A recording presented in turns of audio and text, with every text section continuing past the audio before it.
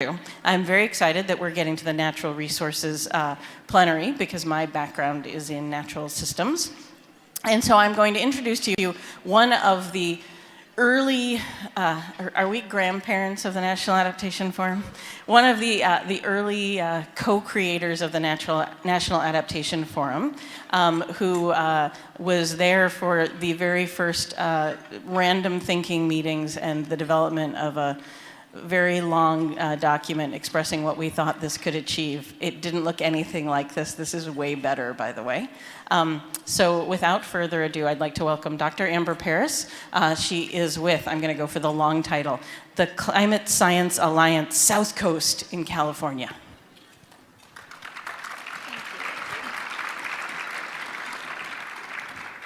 Good afternoon, everyone, and welcome to our Natural Resource Plenary.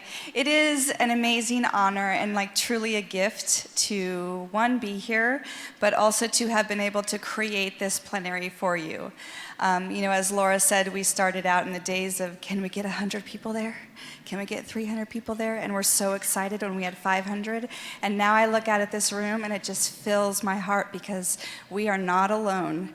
And now more than ever, is that time that we need to feel not alone. So if this is your first adaptation forum, if this is the third, you've been with us from the beginning, you know that you are among a group of people who are family. We are more than a community, so I hope you're getting that out of this. And that's really what we wanted to do with this Natural Resource Plenary. And as in all of this work, I do not do this alone. None of us do this alone. I had an amazing group of people who were on the steering committee. I think we had more than 15 people. I'm a little bit scared when I got that list and thought, wow, 15 people. But it was phenomenal, and people put really their heart and soul and energy into figuring out and coming to consensus on what story we wanted to share with you about natural resources, and to be able to share stories that are scary because they were risky, but they're innovative, they're creative, they're pushing the envelope, and we want to leave you feeling hopeful that you can take some of those lessons learned. So a big thank you to everyone who was on that steering committee. Another thing that defines us as adaptation professionals is that we have to be ready to respond. I have a good friend who has a shirt that says, "Don't panic, adapt on." And so I did that last night when I found out that one of our speakers is not able to be here. Dan Ash was intending to be here but had something happen, but it's okay because we have it covered. I'm very fortunate to work with Dr. Shasta Gahn in San Diego. We do a lot of work together. She's the environmental director for the Palo Banda Mission Indians, but she's also an anthropologist. She brings a really wonderful, unique, and diverse set of skills and insights, energy, and a lot of laughter to our work, and she's agreed to step in as our MC. So with that, I would like to welcome Dr. Gahn up to the stage. And we'll get this show on the road.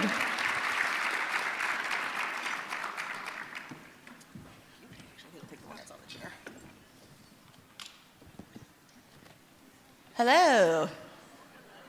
All right, so this thing is on, just checking. Thank you, Amber, for the introduction, and I am excited to be here and to fill in at the last moment, but I am never happier than when I am on a stage in front of a captive audience. So thank you, my captives, for coming here. I hope you enjoyed lunch and that you aren't too weighed down in your bellies to pay attention to our terrific panel.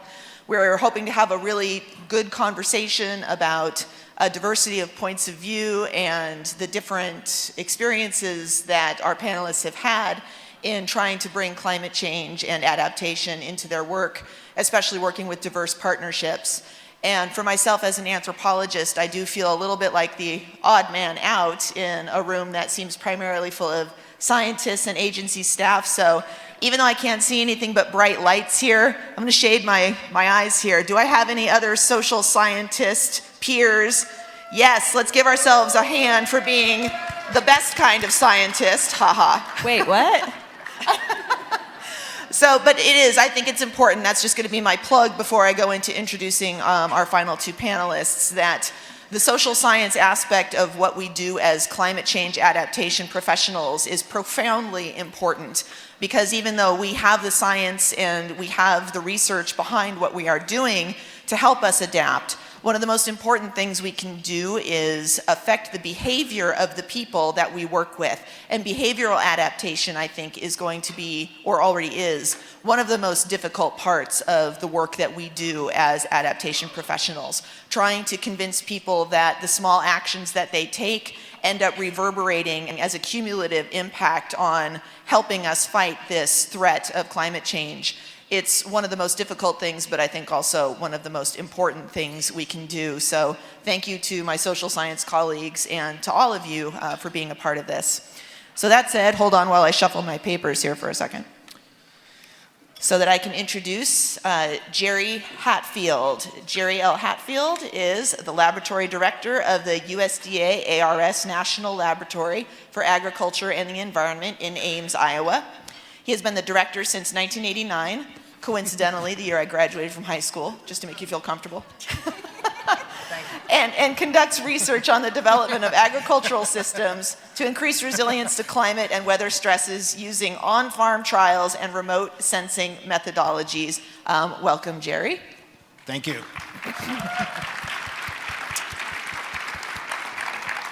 And our second panelist is Anne-Marie Chischilli. She is the Executive Director of the Institute for Tribal Environmental Professionals, or ITEP, at Northern Arizona University. She oversees 4 environmental programs, including climate change, air quality, solid waste, and educational outreach, and established the Tribal Clean Energy Resource Center to assist tribes in transitioning from fossil fuel-based energy to sustainable and clean energy solutions. Welcome, Anne-Marie. And I am privileged to have been able to work as a tribal environmental director with Anne-Marie and ITEP, and the programs they have are just incredible and a great asset, not just to Indian country, but I think to the entire climate change team in general. So welcome to all of you. Amber, Dr. Paris was already introduced. And so just as we get started here on our panel, I think we just wanted to start out with asking each of our speakers up here to give us just a few words that they think of when they think of the work that they do with communities and with adaptation. Just some adjectives or adverbs or nouns to describe your work. And I'm going to go ahead and start with you, Amber. Of course, because I have too many words in my head right now. I think there'll probably be a repetition of this, but collaboration, obviously, transparency, creativity, and I'll stay with that. Good afternoon, everyone. I think the words that I would choose are, I'm exhausted. How many out there are exhausted? But I'm hopeful. There's a lot of hope in our communities of building strong relationships. And I'll talk a little bit later about some issues. And working with tribes, it's always innovative. You're always on your toes trying to find new resources. So. Thanks for inviting me to be here. The words that come to mind are communication, openness, dialogue, and shared goals and shared vision. All right, those are great words and phrases that I think we can all take to heart. You know, communication, collaboration. I think we can even add things like, art and writing and talking. Just all of those things are so important, I think, for the kind of work that we all do. And so I'm just going to throw it over to Jerry to give us maybe just a synopsis of the kind of work that you're doing and let the audience know what you're doing out there in Iowa and how you're collaborating with different partners. Yeah, that's a really, so 50 minutes? No. I will push you off that chair. And they are kind of sketchy chairs, if you haven't noticed. Right, We're like hanging on standing. right now. If I sit down, I'm afraid that the dress won't go over the knees anymore, so I'm going to stay standing. Yeah, we spent a lot of time on really just how to build climate resilience into agricultural systems. And that climate resilience is not only on the production side, but also on the environmental quality side, whether it be air quality or water quality. Because a lot of our work really deals with producers how they can begin to build new management systems, or how they understand what they have in existing management systems, how that fits together. And you really begin to look at this process. A lot of our focus is not on small plot research. We've actually transitioned it into fields in which producers are actually making the decision, and we're observing their impacts and then showing them how those effects are related to the types of weather they have, how the weather fits into the climate trends that we have, so they can begin to understand what the impact is going to be of the future climate trends that are there. And this is often done by direct relationships between what we expect to occur and what they find as vignettes of what has already occurred, because you can always take analogies of a particular year and show that this type of year that they've already experienced may occur more frequently in the future, and what the impact's going to be. And that opens up an entirely different dialogue about how we begin to interact with them. We've done the same thing with water quality pieces. We've done the same thing with air quality pieces, but all revolves around their agricultural system and how we begin to bring the science into that to help them cope, as well as help them understand why changes have to be made and what the impacts of those changes would be. That was a lot less than 50 minutes. I don't even know if that was 5 minutes, but that's fine. I think that's just a good start for the conversation that we're going to have. Amber, why don't you give us your story? I wanted to share a little bit of a story about how we are using art and youth engagement to really advance natural resources in San Diego. I think I reached a place in my career where I was on the trajectory where we were going and kind of moving up as everyone thought I would, but I just felt stuck. I felt like I wasn't being as effective as I could be, and that I wasn't leveraging my expertise and resources to the full advantage of what I could be doing in my community. And when you spend enough time with the climate scientists, enough time with climatologists, I spend just enough time with them to be terrified. And I don't want to feel terrified. I'm the eternal optimist when it comes to trying to stay positive, but it was because of that I took a really big risk, and it was really scary. And I think that's something that we don't acknowledge often, is that we are on these front lines of trying to do things differently and be innovative and creative. And so I really made this big leap to walk away from the path I was on, to go back and really follow my dream, which was to start the Climate Science Alliance. And people told me I was crazy. They told me that this wouldn't work and you're gonna, ruin your career. But we have created a network of scientists and researchers, managers, local government, educators, artists, who are coming together around how we build resilience in our communities. And while I always have this natural resource conservation lens, and that's always kind of where my experience comes from, we have found a way to sort of figure out how we each play a piece in this. And within the Alliance, we focus on these core goals of science partnerships. And it's not just about translating the science. It's about creating the relationships with the scientists and the community that they are serving. And so it's about trust, and it's about really embedding science, not just to say the most robust and relevant information is being used in these plans right now, but that those scientists are sitting at the table in the groups, and they are part of the network of friends and colleagues that they trust throughout the entire process. And that's the same thing that we bring to capacity building, is we don't only do trainings for natural resource managers. We don't just do trainings for someone who oversees a reserve, or we're doing trainings for stormwater managers. We're doing trainings for educators. We're bringing artists into these discussions, not just to show their art, but to actually have the artists be part of that community and to be part of the network of what we're building. And so with our innovative community engagement, it started out with one of my harebrained schemes was to figure out, how do you talk to kids about climate change in a way that's not scary?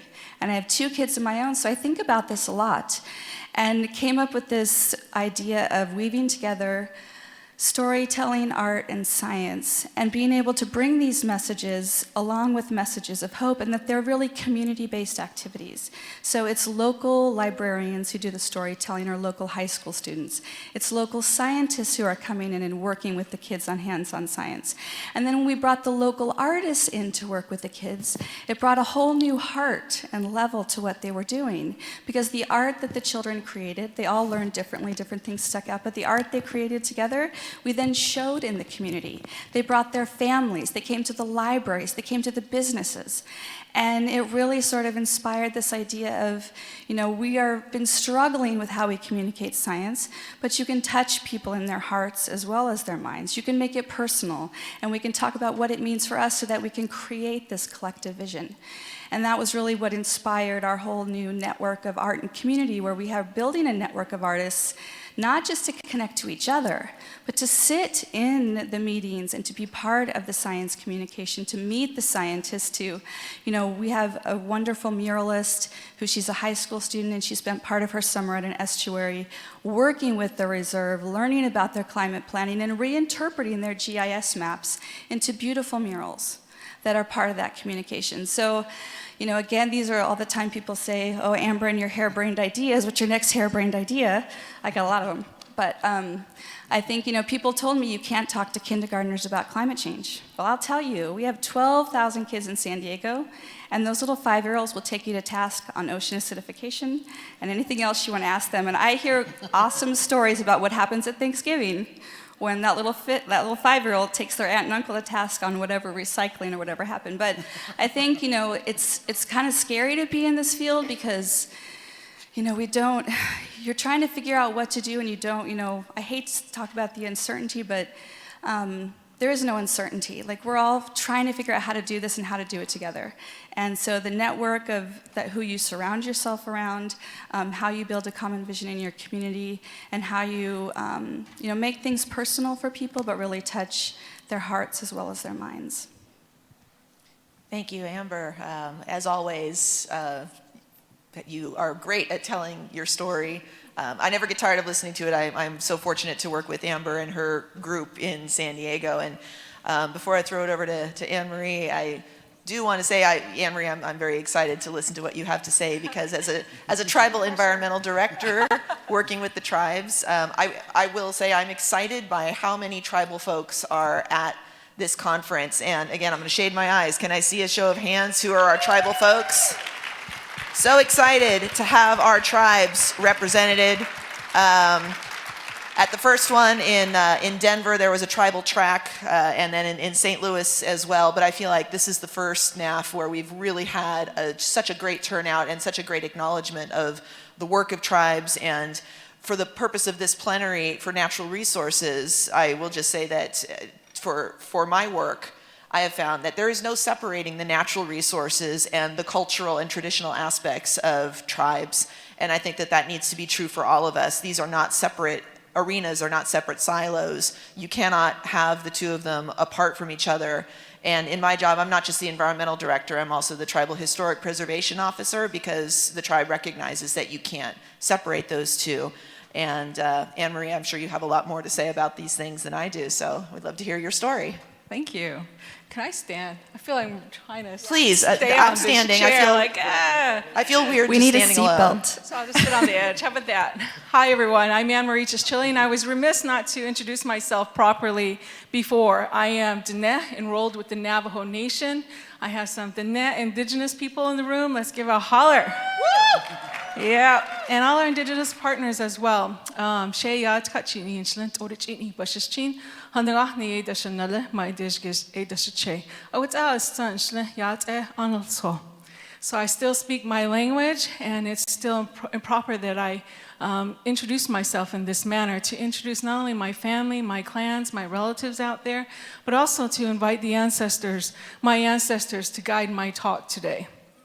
So I think I'm kind of the one they threw in the spoke, because I work for this bike. I had this analogy, but it's not working. Anyway, you know what I mean.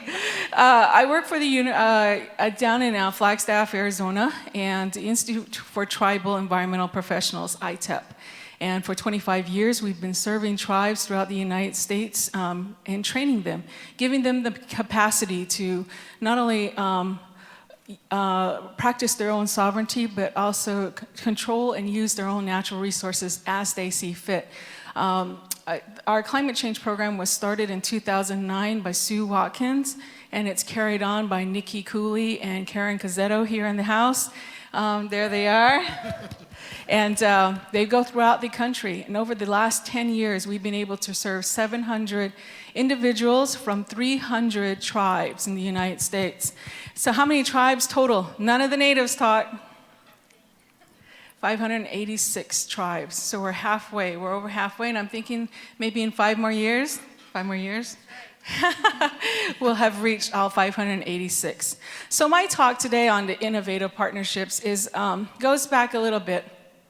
I like to thank EPA, BIA, DOI, and all the normal partners that we've been working with, because it's very important that I acknowledge them and acknowledge their help in the last Fish and Wildlife Services they've done for us in the last couple of years.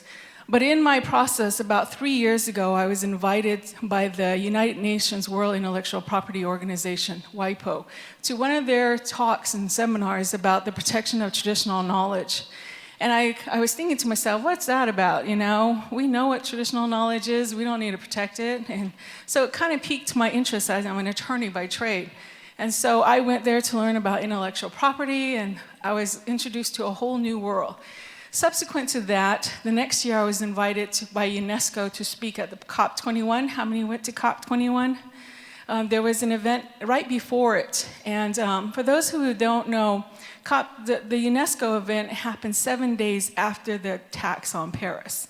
So Paris, I'd been to Paris before, and Paris now was militarized.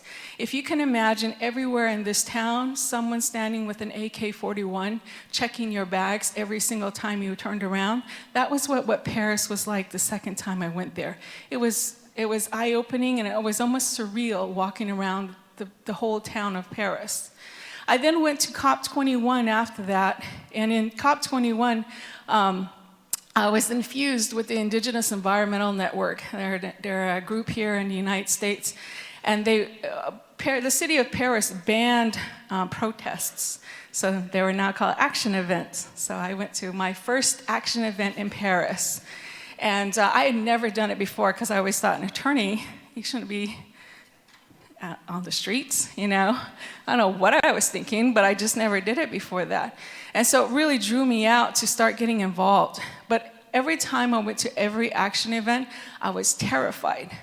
I literally was standing in the streets thinking, we have no security, and we're standing here protesting an issue. Anytime we could get shot or bombed or whatever, and I'm just thinking to myself, and I remember when I was leaving, my whole family was like, are you kidding us? You have a 10-year-old. And even my staff, they would say, you still going? And I said, I have to go. There is no question. I have to go fight for what I believe in.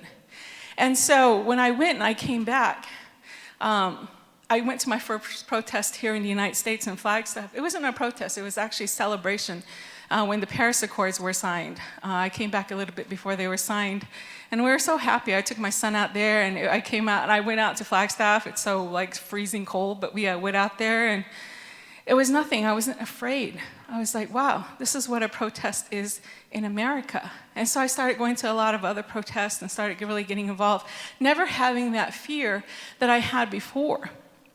And so when I went and I decided to go to Standing Rock. Standing Rock? Who all went out to Standing Rock? Know about Standing Rock? Yes, give them a hand. I went out there Labor Day weekend, and I had my little boy and my best friend and her little girl. And we were driving out there, and we got to Bismarck, and we turned down, and of course we hit the roadblock. And we promised, me and my friend, not to answer our phones. So we kind of got lost in the detour around to get to them, and then we opened our phones, and everyone we'd known blown up our phones. Because that day they let the dogs out on our water protectors. And at that moment I thought, that fear that I had in Paris was back. And I thought, but I'm in the United States of America. I'm under the Obama administration. This is unreal. I had a choice that day. We were literally lost looking at two roads, and I said, and we called a friend, and she said, you're safe. The front line is not where the camps are. You'll be safe. We'll take care of you. And as soon as I came over the hill and I saw the camps and the teepees and the horses and the river, that fear went away because I knew our ancestors were there with us to carry us, to fight for us. And in that moment, I thought, I'll be okay, because I was most afraid for my son and what he would see. But he remembers that day clearly, and he remembers all the things that happened in the next 5 days that we were on camp, and we were at sacred camp, kicking and cleaning and playing. And in that moment, I thought to myself, where are we going to go from here? What happens now? And subsequent, we have a new administration, and everyone's talking to me how frustrated and angry and sad. Even yesterday's news, what about that, right? Come on, really? And I thought to myself, welcome to Indian country world. This is what we've been living through for the last 100 years.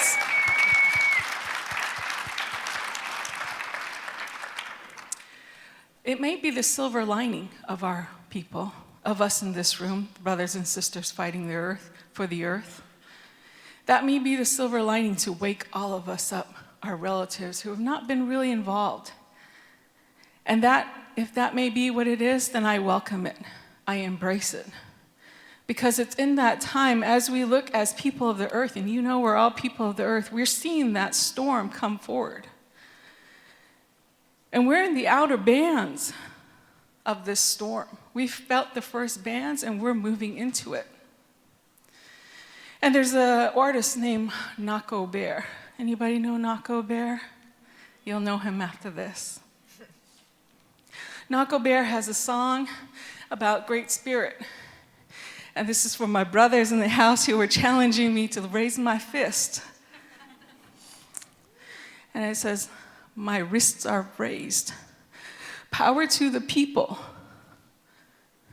Because now, some of our people don't hear the cries. Some of our people don't feel the pain.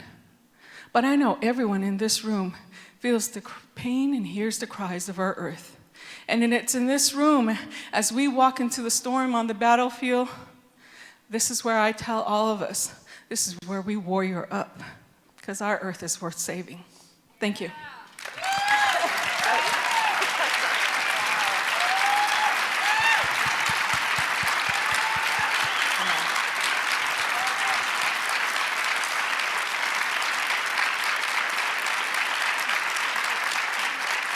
Thank you, Anne-Marie.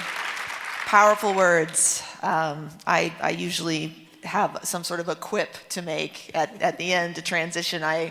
And I can't do that here because of the tears. But thank you. We are all here to be warriors, and we can't forget that. We can't leave this room without taking those warrior words with us. So thank you for that. And thank you for going to Standing Rock for so many of us who couldn't.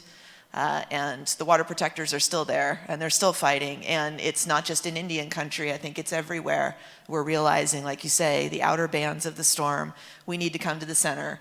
And I think places like this are one of the centers where we bring it together, not just for natural resources, not just for art and communication and education, but for humanity and for everyone. So I'm trying to find a good segue into into asking questions, of our panelists. But I'm just going to do that and just start closest with Amber. And I think actually this is a good question after those powerful words, and it's about challenges. What are the challenges that we have faced? What are the challenges that we're going to continue to face? And what have been some of your personal challenges in the work you've done so far? I think there are so many challenges, but I try not to call them challenges. They are the bumps in the road that we are going to figure out how to take care of together. So I think that I mean, I can't even begin to build off of the beautiful words that you brought to us, but I think this is really where it comes to be about, we've constantly talked about within the natural resource profession that we have to break out of our sector, that we have to integrate more. Like, there's just, the time of talking about this is over. We've been talking about collaboration for years and years and years, and like, now is the time to walk our talk. And we have to come together in ways that we have never done before.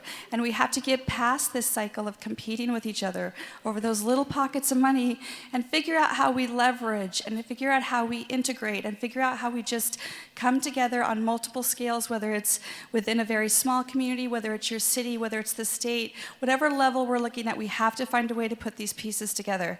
And if we, instead of getting bogged down and being overwhelmed, we just have to know that we each have a unique and important piece of that puzzle to do. And everybody has a piece of that puzzle, and we have to figure out how we bring it together, put it together, and build it together. Okay, yeah, so the challenge of putting together the pieces, it's a tough challenge. I'm a fan of a jigsaw puzzle myself, but I stick with 12 pieces or less. And this is more like a 10,000 piece puzzle that we're trying to put together. But I think that when we do, we will see, I think a lot of us already see the bigger picture, but putting that puzzle together for everybody else, which I think, Jerry, some of your challenges working in the agricultural industry, that's a part of the puzzle. And, before we all came up here, we had a little bit of a chat this morning, just talking about things. And one thing you said that really resonated with me that I think is a challenge, it has to do with food and food security. And so I'm just going to throw it to you because you had some great lines about what we're facing. Yeah, and it really gets into this point of it's not only food security, but it's not the mass of things that we produce, it's going to be the quality. And we really need to refocus in agriculture on what's the quality of the produce that we're making. If you just look at what we've done to our agricultural commodities, we have declining protein content, we've got some reduced oil content. We basically have altered the nutritional quality. And so the piece of this that really becomes very, very important is that we've got to get past this point of agriculture being on this side and ecology being on this side. We're going to have to really embrace this whole concept. What I say next? But we're going to have to embrace the concept that we really live in a common world. And I make this quip, and I've made it several times, not only to applause, but that if 40 years ago, way back before you graduated from high school, 40 years ago, if we would embrace the whole concept of agroecology, we wouldn't have the problems that we have today. And I really believe that more and more as I look at the world that we live in. Because as we face this whole piece, and I'll just use this analogy, is because I spent a lot of time trying to get producers to improve their soil, because soil is the heart of climate resilience, and to improve their soil. And it's the value of beginning to put carbon back into their soil. And it's not only from a mitigation point of view, it's from a production economic point of view. Because if we begin to get them to understand that they can make changes, and that those changes have a direct economic benefit to them, and that they have a direct impact on the multifunctionality of agriculture. And that's a terminology that you don't hear used in agriculture very much or in agriculture communities, but it does truly represent the complexity of the problem, because agriculture not only generates the goods and services that we eat, it generates the goods and services that are off of that field. They generate the goods and services that impact the whole globe at times, if we think about what we happen in air quality and what we happen in water quality and all of these different pieces of the puzzle. And so it's really a matter of how do we begin to change the dialogue so that everybody can begin to, and I'll go back to the shared vision piece, understand what we're really trying to accomplish and how it impacts them and how it impacts everybody else that they're connected with. And so the connectivity piece really becomes very apparent when we talk about the multifunctionality of what we have in an agricultural system. Okay, so the challenge being then that global connectivity and making sure essentially that as not just the climate changes, but also the population changes, we have a big challenge in front of us. And I think what you had said when we talked before had to do with the amount of topsoil and water. Yeah, I want you to repeat that because I thought it was powerful. You realize that we exist on a few inches of water and 6 inches of topsoil. I mean, that really, when you boil it down, is that we're relying upon rainfall, the few inches that fall, and 6 inches of topsoil to produce our food. And when you really begin to realize it from that perspective, begin to understand why we need to take care of the natural resources, why we need to improve that. It's taken me a long time to get people past the point of saying we need to do soil conservation. Scrap that idea. We need to look at soil enhancement, because from now until 2050, we have to produce as much food as we produced from 1500 until now. And we're going to do it on less land. We're going to do it on increasingly degraded land. And we are going to also lose our land because those 9 billion people take space. And so we do have some challenges that are in addition to the increasing variability of weather that we have, this changing climate that we have, all of these different pieces. Humankind faces some serious challenges, but we're going to have to be open in our dialogue about how we're going to address those. So for those of us who are interested in maybe shedding a few pounds, instead of the South Beach diet, we have the degraded topsoil diet instead, is what you're telling us. Yeah, no food means that we're not going to have to worry about those diets anymore. So, there's a challenge. I don't want to say that's a silver lining, but, Okay, so... I won't come back with that. Anne-Marie, and of course, within Indian country, obviously, there's a multitude of challenges. So I'll just, let you decide which one you want to talk about of the many. Thank you. I think some of the challenges we feel, I talked to my managers and co-managers and several people in the audience about this issue, and I think there are several. One, I would think, is the use of traditional knowledge. I sat on the advisory committee for climate change and natural resource science. Woo, I got it again.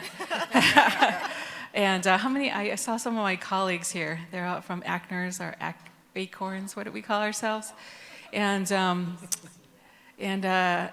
work with the USGC Enterprise. Whenever they talked about the Enterprise, I was just kind of smiling because I thought, Star Trek. It was hard for me not to get, yeah. Anyway, so some of the issues that we are dealing with, and it came up in that advisory committee, was the use of traditional knowledge. And then when we got to that group, Dr. Gary Morishima from Quinault, and I talked to the scientists, and they were like, what are you talking about? And so we said, well, let's have a little educational system here and train. And so then I went back to Dr. Gary Moore. I'm just going to call him Gary. Gary and I went back to some of our colleagues, 17 colleagues in the Indian country arena. Some of them are here: Preston Hardison, Joe Hostler, Garrett Folliger, and Kathy Lynn. I think those are some of the 17 that wrote the first guidelines for use of traditional knowledge in climate change initiatives. We really needed a new title, don't we? Anyway, but it's out, and it's a 100-page document to help those who don't quite understand what is traditional knowledge, how do you use it, how both sides can go into a partnership and develop a program equally and respectfully. So that's one. That's always going to be an issue because I think it comes up a lot, especially in climate initiatives. When you're developing a climate plan, most of our people want to be able to use the holistic method, and holistic means the spiritual side as well. But when you put it into a plan, it then becomes, World Wide Web information, and so that's a problem. So using those issues and addressing them in a way that we can work together collaboratively and respectfully is something that we're hoping that this community will understand a little bit better. The guidelines are online, free for you to download. So the second thing I would say would be how we interact using our treaties. Subsequent to what people think, most of all the tribes have either signed a treaty, an executive order, we've been had an executive order, and it hasn't all been, voluntarily, and so there are treaties wherever you are. There are tribes wherever you are, and developing your climate change plan for a municipality, for a county, for whatever you're building your plan for, there's a treaty that should be looked up, that should be addressed. And you may say, well, the tribes, we made the announcement to come to our meeting, but nobody came. And I'm thinking, there's probably nobody paid to go. There's not enough funding out there that funds a person to go to the meeting because that one person is trying to run air quality, water quality, solid waste, and all the other environmental issues that got stacked on them. And they don't have an FTE person to go to that meeting to say, hey, don't forget about us. We want to be in that plan as well. So I'm challenging all of you today that if you're in that plan-making process, that you do the research for that area around you that you're looking at, see how many tribes are out there, and go out to them. It doesn't have to be a consultation, but it does have to be something that they understand, and where you train them and incorporate your ideas with them, and get them involved. That would be the two I have. I have a list, but two. Yeah, I obviously, as a tribal environmental director, I can relate to that challenge, and I just will take the brief opportunity for those of you who are not that familiar with how things work in Indian country. I do find that since I work for a tribe that has a fairly successful casino, one of the misconceptions we get that is a challenge is that all tribal nations are benefiting from gaming. And nothing could be further from the truth. If you look at the way that the gaming industry in Indian country is organized, it's very much similar to the overall, the pyramid of income inequality in the economy in general, that you've got 1% of tribes that are doing very well, and then the 99% that are struggling because gaming is not accessible to everybody. So you can't make that assumption that because a tribe is a tribe, that they've got access, as you say, to staff who can come to these meetings. And then also just that the acknowledgement that climate change doesn't stop at tribal borders. And that's a very important thing to recognize, that what happens outside our boundaries is happening within our boundaries, so we need to have those collaborations regardless of what the tribe's economic situation might be. So thank you. I know I'm supposed to be moderating, but I can never stop talking, so I'll shut up now. So, I mean, that we have so many other issues and things that we could address in the time that we have, but I think at this point, I'm looking at my list of possible questions here, and I would like to know how you approach new partners to become involved in your initiatives, especially non-mainstream types of partners that might be more difficult to approach. Amber, I'll start with you. I would say that a lot of this comes down to there's times to leverage your social capital and to build your reputation around being open and transparent, and so there's a big part of that, but like 99% of it is listening. And I think that when you sit down with somebody, you make a connection with somebody, you're trying to share your vision, your passion, and then you're listening to them and making those connections, and then you're asking them to be involved in something with you.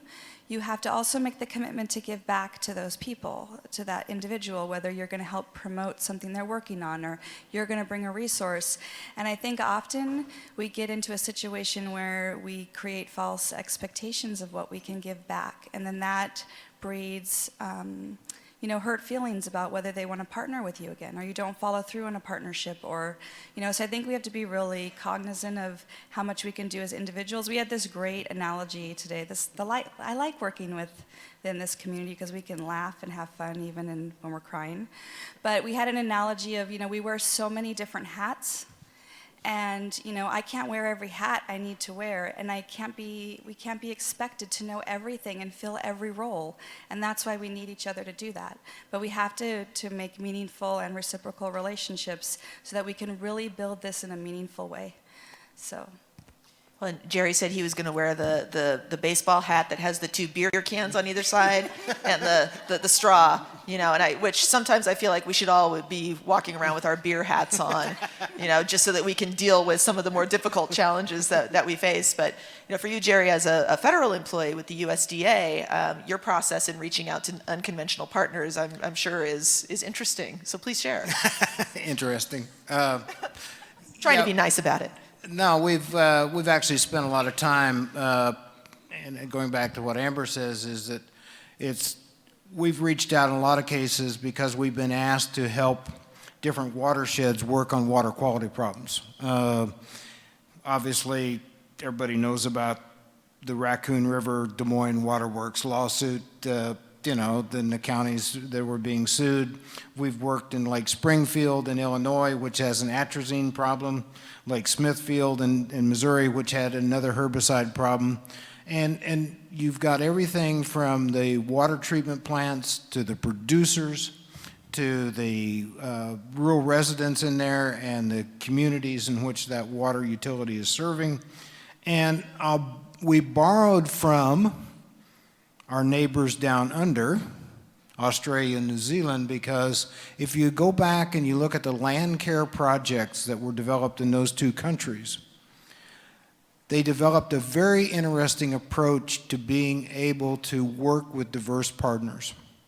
And that was through a system that they call facilitator, which you just ask people to say what their perception of the problem was within a particular area, and in the second phase, what their perception of the solution is. And when you begin to put it into that perspective, a lot of diverse audiences found out they had a lot of common ground.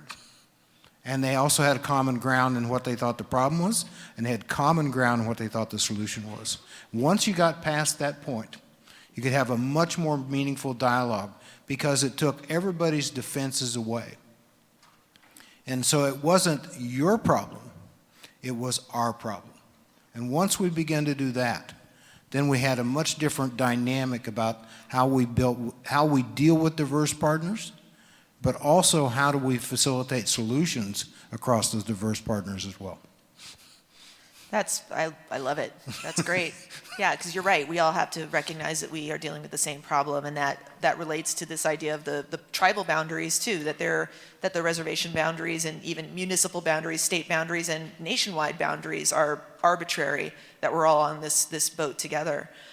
So for you, Anne Marie, challenges in working in Indian country are also many. So how do you reach out to those diverse partners and bring them in? So I think the partners that we've reached out to are mostly the cities and municipalities within around the tribes that live in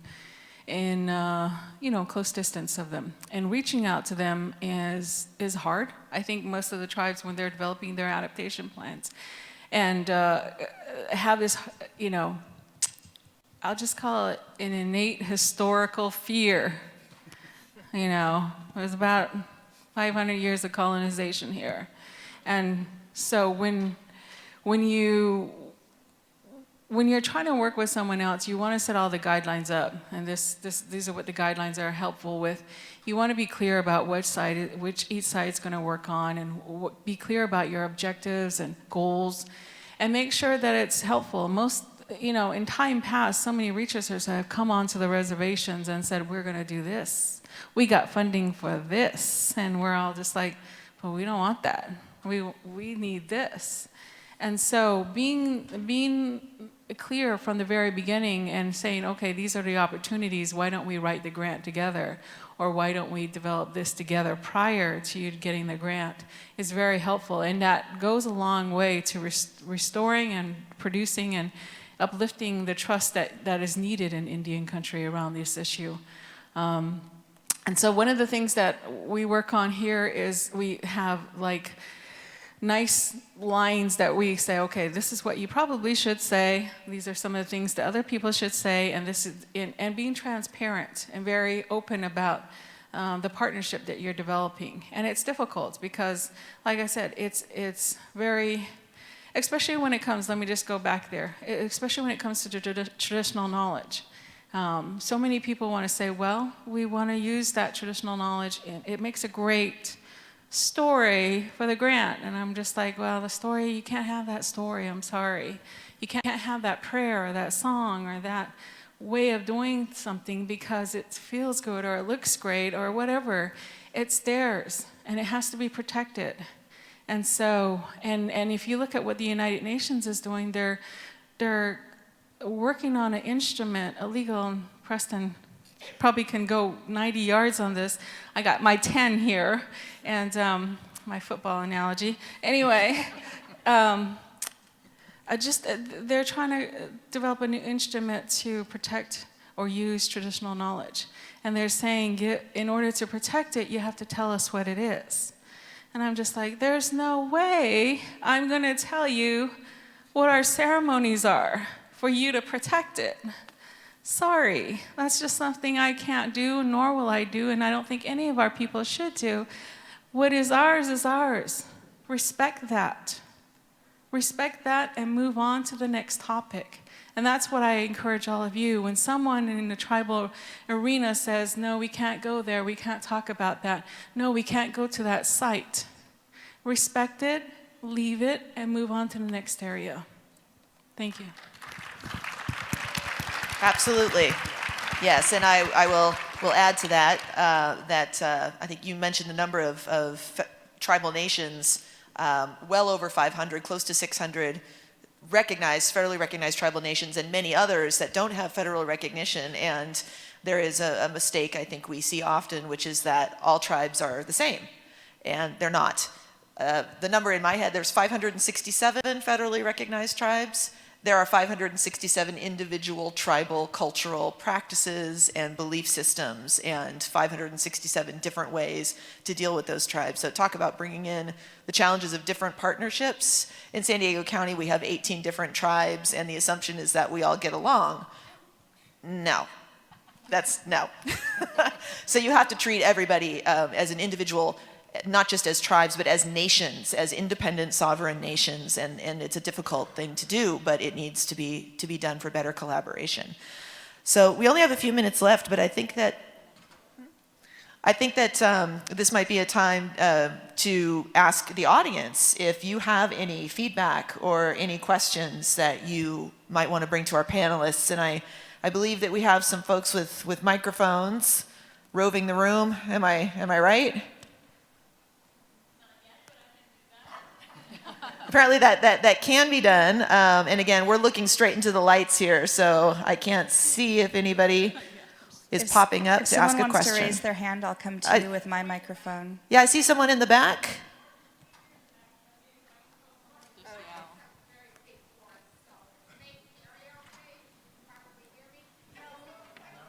We can't hear you, sorry. We cannot hear you. Yeah, this room swallows the noise. Oh, okay. Want me to walk forward and go up to the front? I can follow direction. That's fine. Okay. My question is, I tend to work with a statewide strategic plan, and one of the challenges I see with large planning efforts and Western culture is that I think these plans lend themselves, especially with people who work for governmental agencies or state agencies, to feel this responsibility. We get all these partners together, we develop the plan in partnership, but then at a certain point, it comes on that you have to show effectiveness, you have to get things done, in a linear kind of fashion.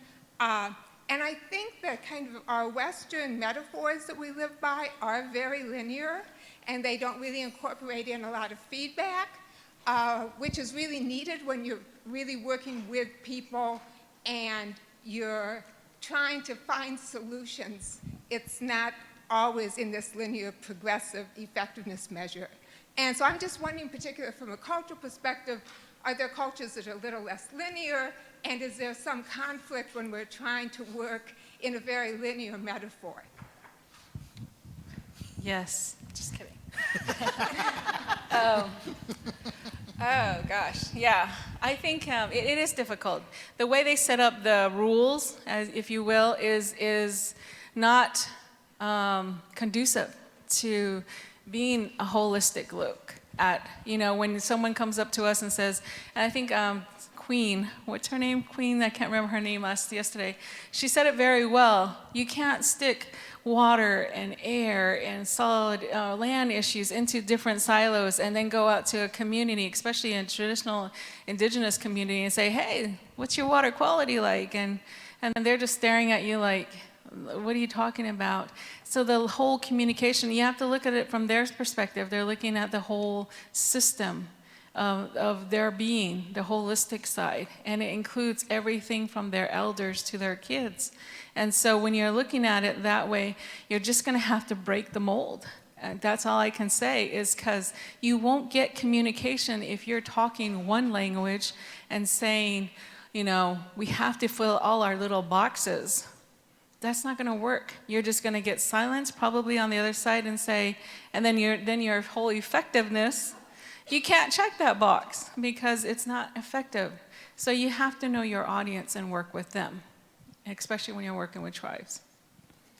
Let me interject just a little bit. And the one practice that we've used is that whole thought of adaptive management, where we really begin to put a practice into place and we're evaluating it and then continue to improve that. So it's a continuous improvement process. So it gets away from this idea of expecting instant results and instant cures, but it keeps everybody engaged through the whole process. And speaking of linear time, I am being alerted by the front table that we have fewer than 2 minutes to go. And I know that there are probably more questions out there, but I would encourage all of you to approach our panelists when we're done here and ask them. And in the 60 seconds or so we have remaining, I would like to ask each of you just to give me a sentence of what you want people to take away from our session today. And Amber, I'll put you on the spot first. We have so many reasons to be hopeful, and every single one of you is one of those reasons to be hopeful. Excellent. Yes. Anne-Marie? I agree. I believe in the seventh generation philosophy, and I'm raising a seventh generation child. Any of you know what a seventh generation is? They are our hope. They were foretold centuries ago that they would be the ones who would cure us. So just to use that storm issue, they will meet us in the middle of the storm to take up our staff. We have to get to the seventh generation. We have to train them, tell them that they are the ones. And I truly believe, not only here in the United States, but throughout the indigenous world, they are rising, and they are rising in our homes. So there's lots of hope to hope for. Jerry? The one thought I would leave with you is that Amber started out by saying that we face a lot of challenges. But in reality, we need to refocus those challenges into opportunities. Opportunities to build different partnerships, opportunity to explore new ideas, and opportunities to really get beyond our comfort zone so that we can go to the better good of being able to improve the life for that seventh generation out there. All right, thank you all, and I want to thank our whole panel and everybody for being here, and just say we all leave here together as climate warriors. Thank you.